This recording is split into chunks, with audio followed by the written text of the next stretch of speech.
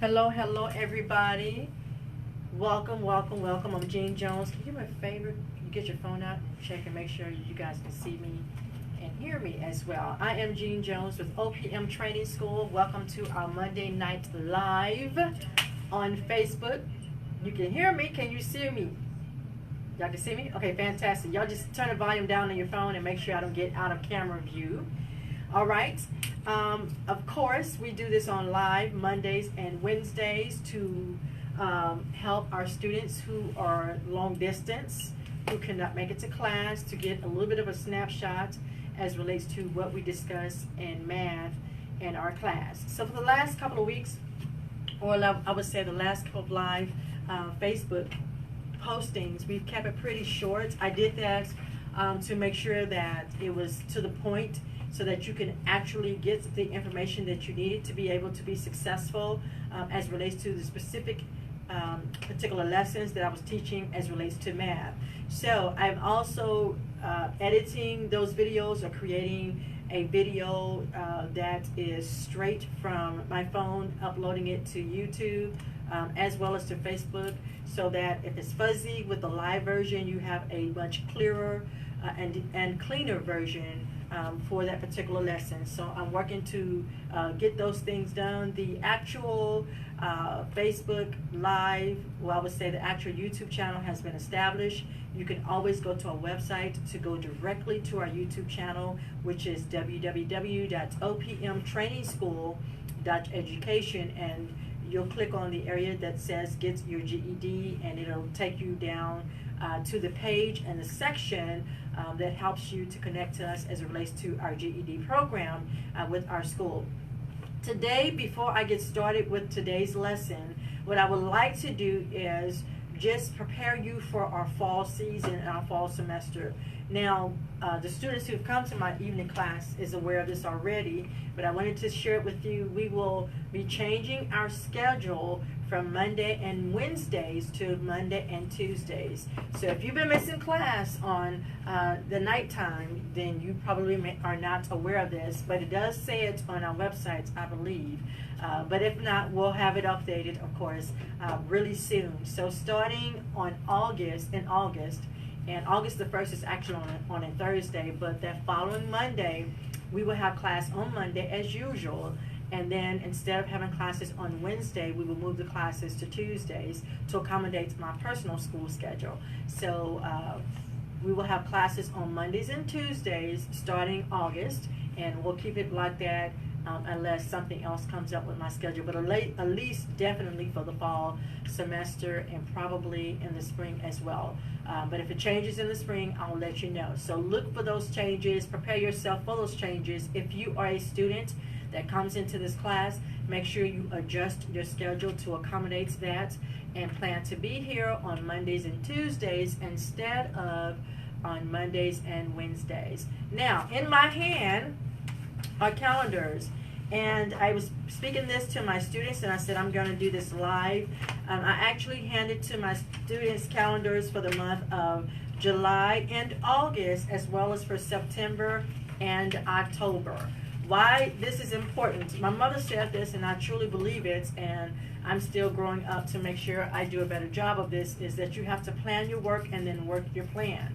That's important to me in order to be successful, because if you keep it all up in your head and you move forward with that, things happen, life happens, and you need something to go back to remind you of what you plan to do to accomplish your goals. That's important. When I grew up, we had what was called planners, day planners, that you would literally write out everything that you had scheduled for that week in your day planner, in your calendar. Now everything is electronic, and to me, sometimes electronic, you don't make the mark.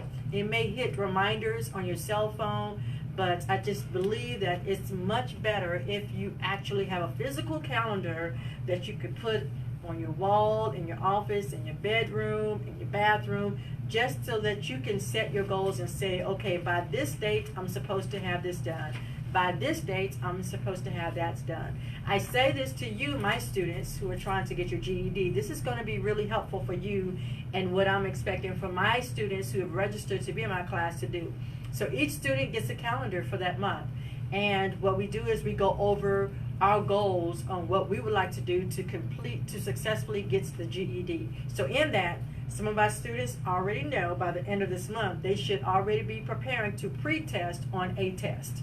There are a total of 4 tests. So depending on where they are, they should be in their mind preparing to pre-test on a test.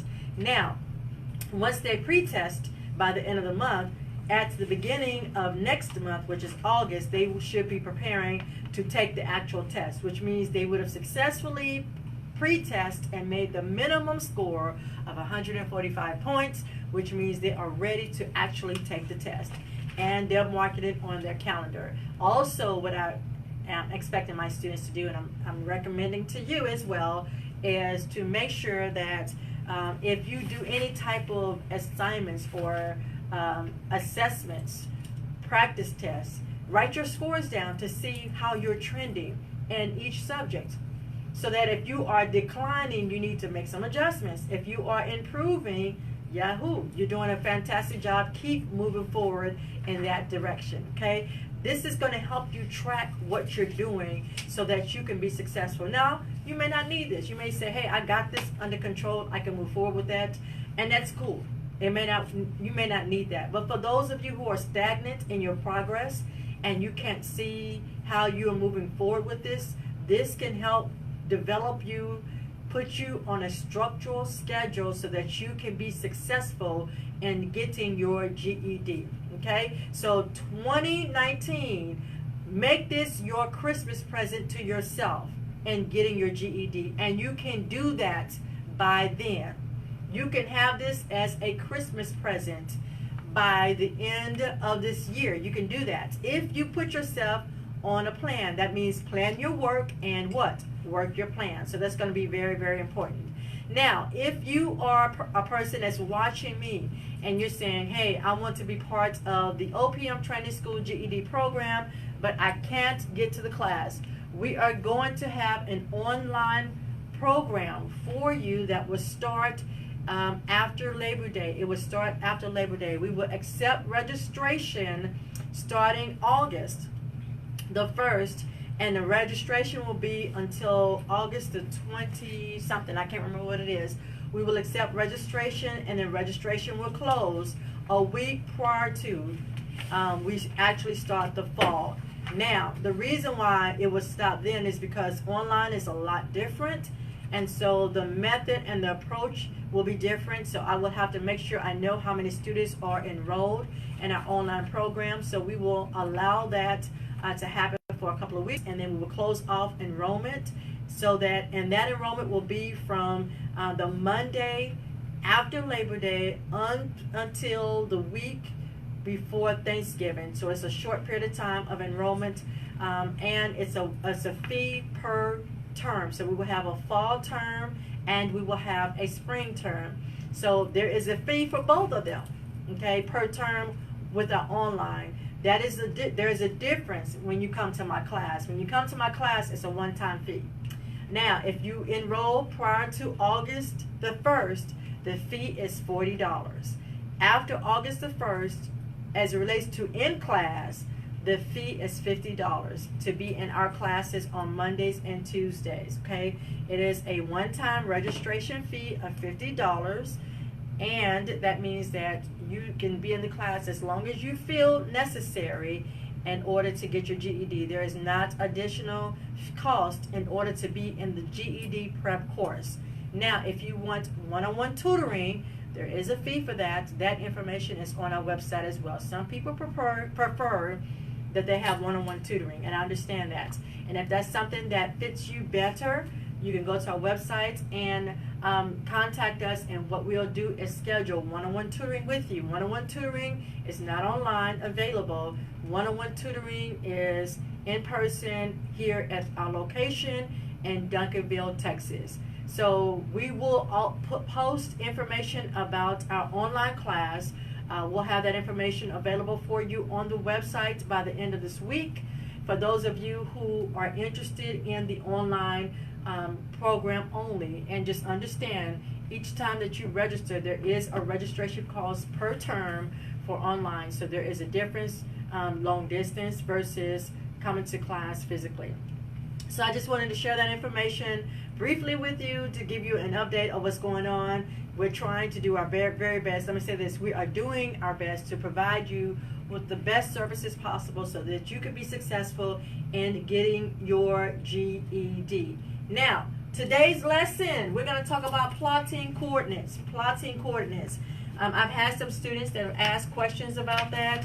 It is a lesson that I went over way back when. I don't even know if it was recorded at the time. So I wanted to go ahead and provide that lesson to you today. And again, I will do a video on this as well to help you with this, to be more specific. So in that, we are actually going to be working out of this State Bond book. I think, nope, this is a different book. So I actually got this out of one of my other math books that I use as a help, but it's all pretty much the same and relative. So the first thing I want to do is talk about the information that you need to know as far as plotting coordinates, and that's actually dealing with a graph chart, a graph, okay?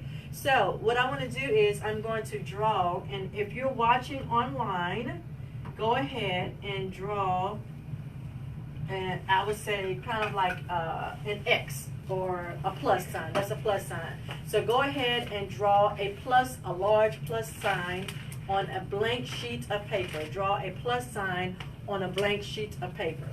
All right? So now when you do that, and I'm going to try to make it look really, really nice, and I always write small, so I'm going to do it large so that it can be seen. So that was one of the things that I needed to improve on my videos, is writing it. You can't see me? Come back over. You can see me now? Okay. You probably need to turn your camera. So I need to turn my camera a little bit. All right. Can you turn it around a little bit? Just be careful. Don't move it too much. What about that? Good. Yes? That's better? Yeah. Okay. Can I move this way? A little. Like there, and don't go anywhere. Yeah. Okay, so let me move this over some so everybody can see. Is that good? That's good. All right, perfect. So now, when we're talking about plotting coordinates, the first thing I want to do is explain to you what a graph is, okay? So everybody should have a big X on their sheet of paper, right? Now, you have two lines that cross or intersect with each other, okay? And typically, these are called lines because they can go indefinitely. They go indefinitely, which means it goes from one to whatever, forever and ever. Now, the center point is called, is where your zero is. That's where your center point is. When they cross, that is your zero, okay? That's your zero. That's your coordinate of a zero. That's where that is. Now, in that, your two lines, typically, unless it's labeled differently, you want to just assume, unless it's labeled differently, your line that's going horizontal is your x-axis. All right, let me get a marker that's a little darker. Okay. It's called your x-axis. Let me move this back so you can see. Your vertical line is called your y-axis. Okay. I'm going to write it large enough.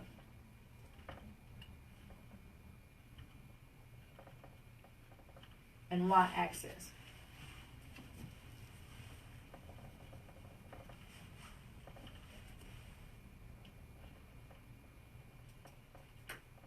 All right, so hopefully everybody can see that.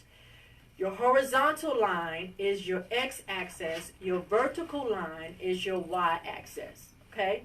So your horizontal line will always be the first letter in the alphabet. So X comes before what? Y, X, Y, Z, okay? So if they ask, they may label it as A and B. If it's A and B, then A comes before B, right? Which means your vertical line will be labeled as A, your vertical line will be labeled as B, your horizontal line will be labeled as A. Okay? So it's always in alphabetical order. Does it make sense to everybody? Yes. Fantastic. So But typically, it's X and Y. Typically, it's X and Y. So now, we're just going to put some numbers on it. Okay? We'll just put hash marks on it. On each line, each part of the line.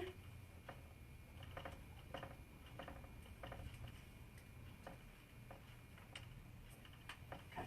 So I just did 5. It doesn't matter what number it is, how many number you do it. Just I did 5 going in all 4 directions. All right. Now, as you can see, there are 4 sections to this particular graph. 4 sections to this particular graph. Okay. So, which we call in the math world quadrants. Okay? Quadrants. So you have 4 quadrants. Okay? Now, the first quadrant is your top right. So I'm just going to do Q1. Okay? So make sure you label your quadrants. Now, it goes in counterclockwise, okay? So, my first quadrant is Q1.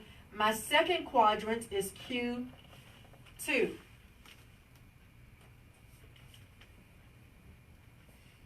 My third quadrant is Q3, which is the bottom left. Okay? So, my second quadrant is the top left. My third quadrant is the bottom left. And my fourth quadrant is the bottom what? Right. Q4. Okay? So let's look at it again. The first quadrant, quadrant 1, is the top right. The second quadrant is the top left. Our third quadrant is the bottom left.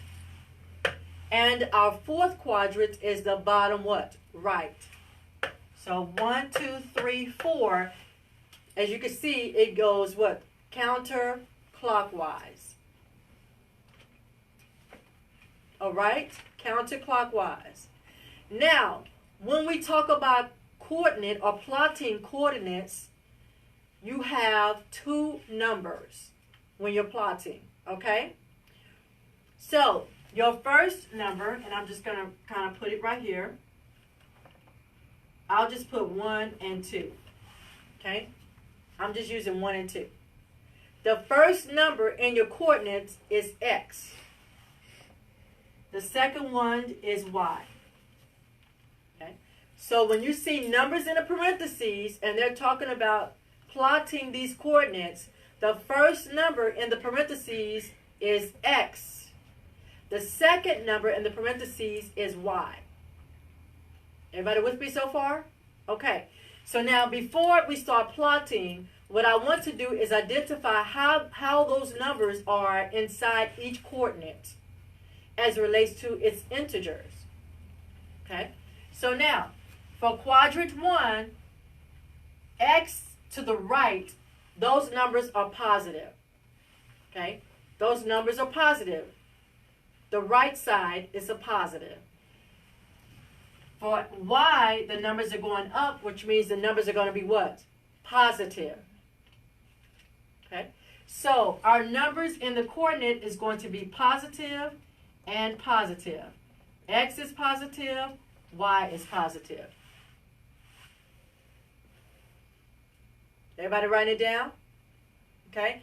Now, in quadrant 2, it's different because we're going to the left side of the 0, right?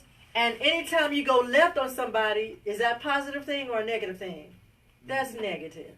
So going to the left of the 0 is what? Negative.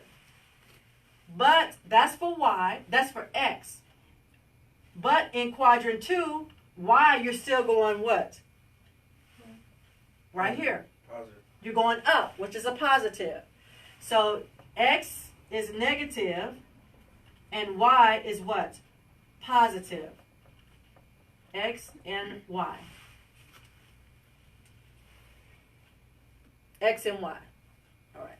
I got to turn some here. All right. Now, Quadrants 3. In quadrant 3, you're going to the left because remember, your first coordinate is on the x-axis, so you're going to the left, and if we're going to the left, is that positive or negative? Negative. That's negative. But your y-coordinate is going what? Down, so is that positive or negative? Negative. Negative. So your coordinates is going to be negative, negative. Looks like a little face. So in quadrant 3, the coordinates for x is negative. The coordinates for y is negative.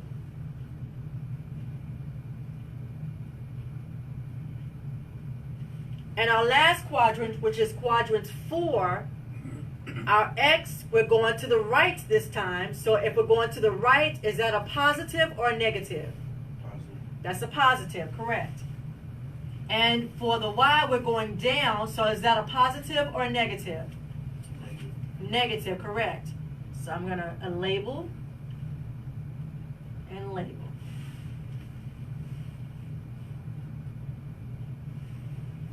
So now let's review everything again to make sure we're clear. First of all, when we're talking about plotting coordinates, we have to identify our axis, which is the x-axis and the y-axis. The x is horizontal, the y is vertical. Okay. The next thing we need to identify is that we have 4 quadrants. It starts at the top right, which is quadrant 1. Then you have the top left, which is quadrant 2. Next you have the bottom left, which is quadrant 3. And then the bottom right, which is quadrant 4. So you have 1, 2, 3, and 4. Now we identify when we're plotting numbers if it's going to be a positive or a negative. So when we have 2 numbers in a coordinate, the first number is x, the second number is y. Okay, in alphabetical order. Everybody got it? Okay, so the first number in quadrant 1 is a positive because we're going to the what? Right. The y coordinate is a positive because we're going up or down? Up. Up. Correct. In quadrant 2, the x is a what? Negative because we're going what? Left. Left. The y is a positive because we're going what? We're going up. Okay? In quadrant 3, we have a negative and a negative because the x is going to the left and the y is going down. So that's a negative, negative. In quadrant 4, we have a positive and a negative because the x is going to the right or to the left, Nick? To the right. Right. And then the y is going up or down? Up. Going down. Going down. So it's a negative in quadrant 4.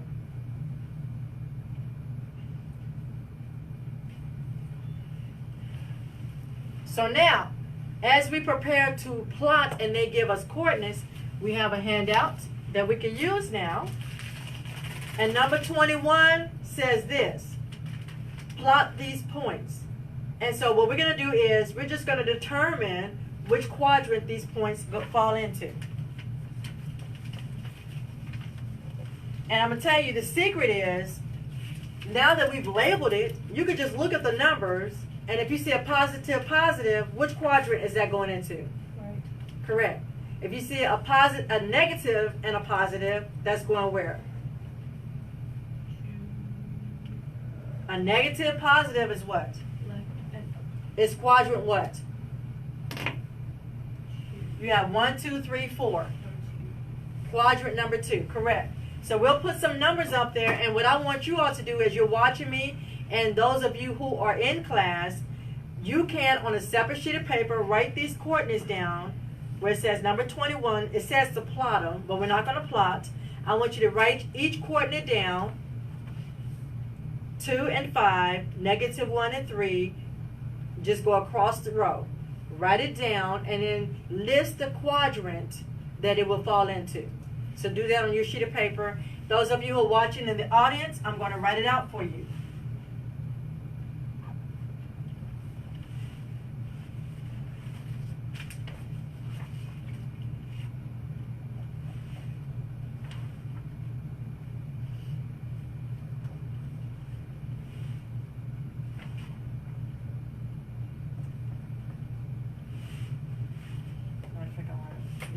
space. Sorry about that, you guys. I just want to leave enough space to write my answers.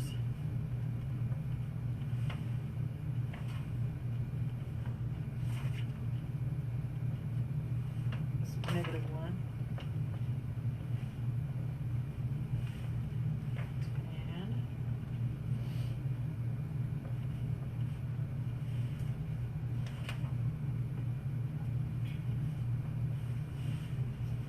so now, I want you to tell me which quadrant these coordinates fall into. So I have the first 4, but I want you all to do all 8. And then we're going to go over it on the video to make sure everybody has clarity. So you have 2 and 5, -3, -1 and 3, 3 and -2, -2 and a -4. Okay?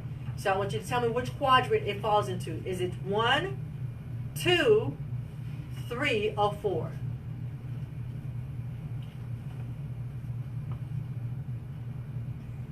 What number were you doing? I'm sorry. We're on 21. Is it 2 and 5? We haven't done any of them yet. Okay. I'm just asking you guys to write it down. The others, that's okay. And I'm letting the audience. All right. So now let's go ahead and determine. 2 and 5, is it 1, 2, 3, or 4? Quadrant 1. Quadrant 1, correct. -1 and 3, is that 1, 2, 3, or 4? Quadrant 2. Quadrant 2, very good. All right, so now you can't say anything else. I need somebody new. 3 and -2, what quadrant does it fall into? Quadrant 4. Okay. Quadrant 4. All right. What quadrant does it fall into? No. Anybody? Somebody who has an answer. My front row. Give me an answer. Right here. -2 and -4. What quadrant does it fall into? Ma'am? Rest. Quadrant 3. Okay. All right. Very good. All right. So my students who are in class, do the rest of it. And those of you who are watching online, what you can do is practice this. This is going to also be available. I'll put some more coordinates maybe in the Facebook page group so you can have that. But this is the lesson that I wanted to go over with you. And as I say, I don't do long lessons because what I want to make sure is that you have clarity and you can review this and make sure that you understand how to do plotting coordinates with your X and your Y axis and your 4 quadrants. For more information about how to plot coordinates, or to be part of our class, you can go to our website, which is www.opmtrainingschool.education, and register to be a student in our class. And we would love to have you to help you to get that GED. If you have comments, if you have questions, you can post them inside this Facebook group with this video. Make sure that you like this video. Make sure you share this video with someone that you know might find this useful. And then go to our website and subscribe to our YouTube channel as well, and you can post your comments there. Again, for more information about our GED program, you can visit our website, which is www.opmtrainingschool.education. Thank you for joining us and have a good evening.